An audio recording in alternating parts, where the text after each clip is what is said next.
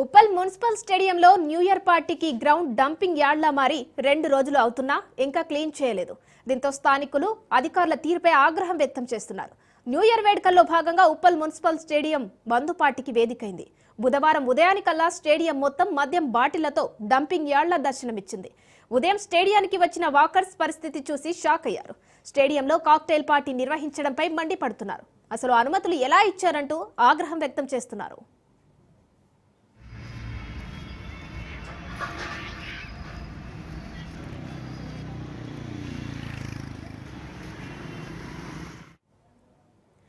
గతంలో ఉప్పల్ మున్సిపల్ స్టేడియాన్ని సమావేశాలు, సాంస్కృతిక ప్రదర్శనలకు మాత్రమే ఇచ్చేవారు. అయితే ఇప్పుడు లిక్కర్ పార్టీకి ఇలా అనుమతి ఇవ్వడంపై పలువురు విమర్శలు చేస్తున్నారు.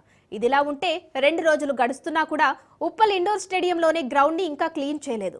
దీంతో స్పోర్ట్స్ కోసం గ్రౌండ్ రెంట్కు తీసుకున్న ప్రైవేటు స్కూళ్ల యాజమాన్యాలు గ్రౌండ్ అందుబాటులో లేకపోవడంతో విద్యార్థులను వెనక్కి తీసుకెళ్తున్న పరిస్థితి నెలకొంది. మామూలుగా అయితే పార్టీ పూర్తయిన తర్వాత అదంతా శుభ్రం చేయించాల్సింది నిర్వాహకులే. కానీ అదేమీ పట్టించుకోకుండా వెళ్లిపోయారు. దీంతో స్టేడియం మొత్తం గందరగోళంగా మారిపోయింది. మరోవైపు రెంట్ కోసం ప్రైవేటు పార్టీలకు గ్రౌండ్ ఇచ్చి క్లీనింగ్ విషయంలో మాత్రం మున్సిపల్ అధికారుల తీరు నిమ్మకు నీరెత్తినట్టు ఉంది.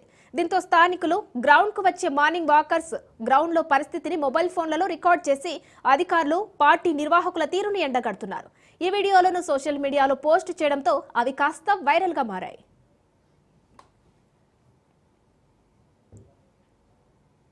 ఉప్పల్ జిహెచ్ఎంసీ గ్రౌండ్ వల్ల ఒక బారైన పరిస్థితి.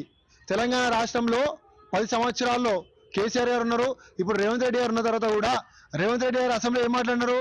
జిహెచ్ఎంసీ గ్రౌండ్స్ కానీ, పబ్లిక్ గ్రౌండ్స్ కానీ ఎక్కడ కూడా ఎలాంటి ఈవెంట్స్ చేసుకోవడానికి కానీ, దట్టు మందు పార్టీలకు ఎక్కడ కూడా ఎలో చేయొద్దని మాట్లాడిన రేవంత్ రెడ్డి వల్ల నీ ప్రభుత్వం ఇలా ఉప్పల్ జిహెచ్ఎంసీ గ్రౌండ్ ఎంతో మంది విద్యార్థులకు ఇక్కడ ఆడుకోవడానికి ఈ స్థలాన్ని కేటాయించినారు. జిహెచ్ఎంసీ గ్రౌండ్ చాలా మంది స్కూల్ పిల్లలు కానీ, కాలేజ్ పిల్లలు కానీ ఇక్కడ స్పోర్ట్స్ ఈవెంట్స్ నిర్వహించుకుంటారు. కానీ నీ ప్రభుత్వం ఇలా మందు పార్టీలకి చేసుకోవడానికి ఇలా అనుమతి ఇచ్చినది. ఇవాళ చూసుకుంటే కనీసం దగ్గర ఒక 2 నుండి 3 వేల మంది ఇక్కడ మందు పార్టీ చేసుకొని విచ్చలవిడిగా బియర్ బాటిళ్లు, మందు సీసాలు, తాగిన గ్లాసులు ఇక్కడ పెడితే ఇలా పిల్లలు ఎక్కడ ఆడుకోవాలా?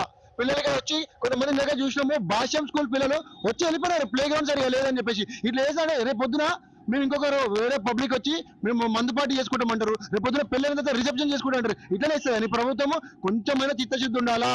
నీ ప్రభుత్వం వచ్చిన తర్వాత ప్రజలకు ఆదుకోవాలా? పిల్లలకి ఆడుకోవడానికి ప్లే గ్రౌండ్ ఇవ్వాలి. కానీ ఇలా నువ్వు ఇలా ఏం సందేశం ఇస్తున్నావు తెలంగాణ ప్రజలకి? ఇమీడియట్ గా డీసీని సస్పెండ్ చేయాలా?